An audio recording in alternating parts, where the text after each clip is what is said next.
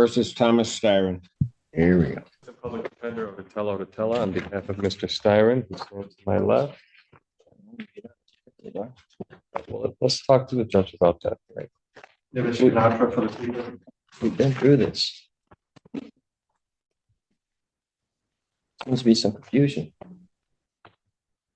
What's the confusion? I stated multiple times on the record that I wish to represent myself. Well, I thought we got rid of that issue the last. Yeah, I thought so too. I spoke to this gentleman right here and expressed my wish to represent myself as well. All right. Well, if he doesn't want you, I mean, we'll figure that out in a moment. So, Mr. Styron, we're going to go through this again. What do we want to do in this case? You understand what you charged with, sir? So, I understand what the charges are against me, yeah. Okay, look, you're going to have to give me straightforward answers to my questions because I've got to make sure that you understand certain things. I got to do certain things here. From my understanding, You understand, first of all, that if you do indeed direct, you want to smile about it and laugh about it, take him back. We'll call him out later. Take him back. You keep laughing. You laugh one more time, that's 30 days. Go.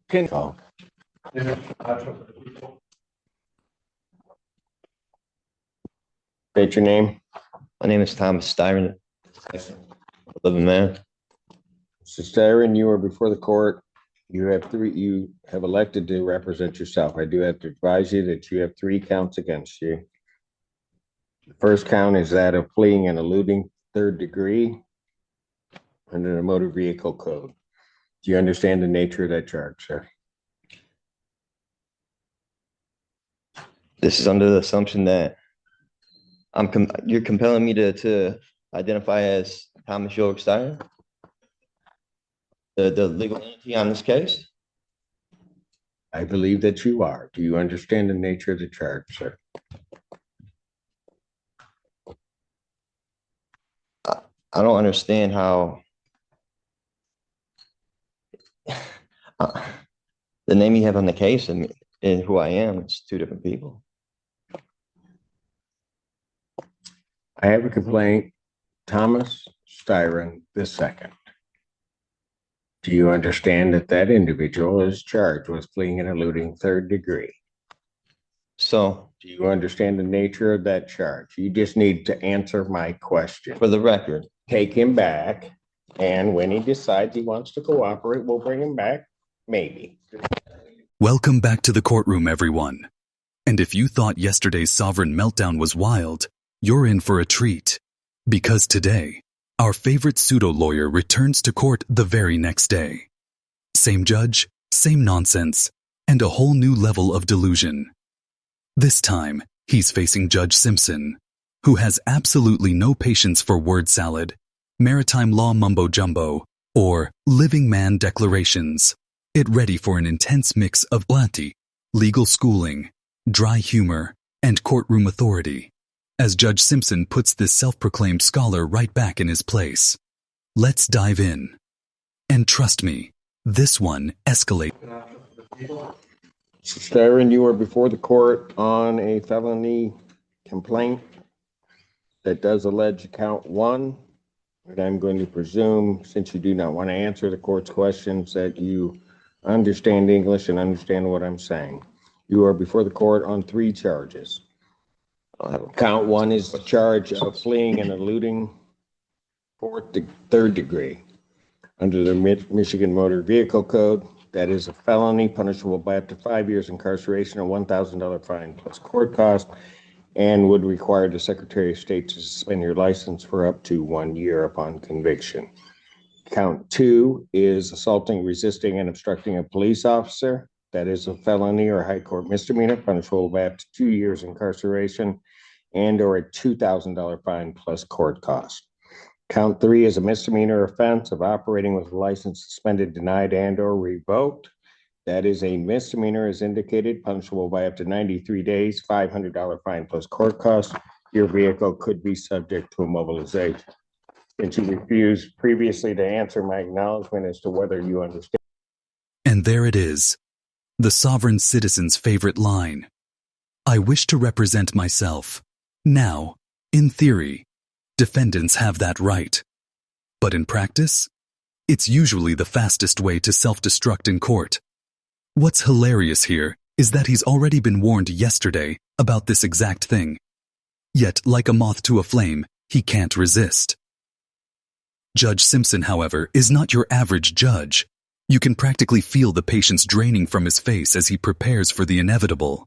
A battle not of facts. Counsel at this and all subsequent proceedings, if you could not afford to hire an attorney would be provided at public expense to represent you in this matter.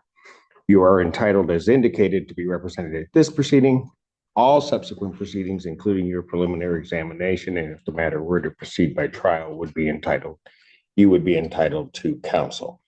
It is, as we have gone through with the previous proceedings, the court's understanding that you do not wish to be represented by counsel, and that this matter will then proceed forth with you representing yourself. I have to advise you that in representing yourself, the court will make the presumption that you understand the Michigan court rules, those regarding both procedure and those regarding evidence. The court will not be providing any legal assistance to you during the course of those proceedings and will hold you to the same standards that I would hold an attorney representing or practicing before this court. So, with all of that. And right there, the judge hits the breaking point. One smirk, one chuckle, and boom. Laugh one more time and that's 30 days. This is why courtroom decorum matters. Judges have full authority to hold anyone in contempt for disrupting proceedings, and in this moment, you can see Simpson's experience shine. He's not angry. He's asserting control. And honestly, it's refreshing. We've seen far too many judges tolerate sovereign nonsense for too long. Simpson? Not to. Has discovery been provided to the defendant? Your Honor, he was previously represented by the public defender. I don't know if they turned over the paperwork to him. Does anybody from the public defender's office know whether or not the defendant has been provided discovery? Mr. Odetella. Thank you, sir. Thank you. Your Honor, we have the discovery. I have not been able to share that discovery with Mr. Steyer, and I tried to speak with him and go over it, but I'd be happy to turn that over to him at the first available. All right. If you would either turn that over to the court officer so that they can provide that to Mr. Steyer so that he has the discovery, and if you could do that today, I would appreciate it. Yes, Your Honor. I'm setting the preliminary examination. Thank you, sir. Yes. The people would have their witnesses available June 11th. Set this matter for preliminary examination in person, June 11th, 2024, 9 a.m. That is before me.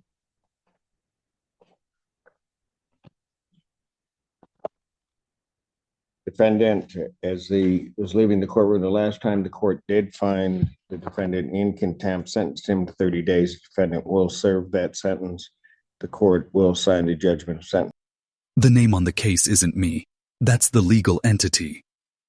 Every time they say this, you know the judge's blood pressure spikes just a little. They think separating the living man from the legal fiction somehow makes charges disappear. Spoiler alert. It doesn't. The court doesn't care if you call yourself Thomas the Living Soul or Captain of the Strawman Express.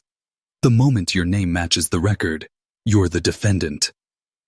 Judge Simpson sees through it immediately and sends him right back to holding for more reflection time.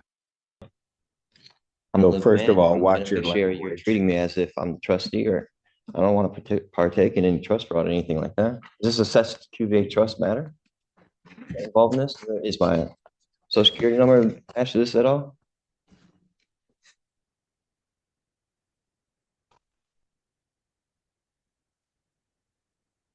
Go figure. Mr. Styron, or whoever you wish to be addressed as, I'd suggest that you watch yourself because there's going to be more time coming. You keep it up. You're You will preserving learn, that you will jurisdiction over learn your how community. to conduct yourself appropriately in these proceedings in this courtroom and before me. You will not in any manner whatsoever You're trying to disrespect compel me to me be somebody I'm not. or this You have institution. no evidence It will not to prove that happen. I'm who you say I You am. will not talk to me in that fashion. In what fashion? I'm not the one being unethical.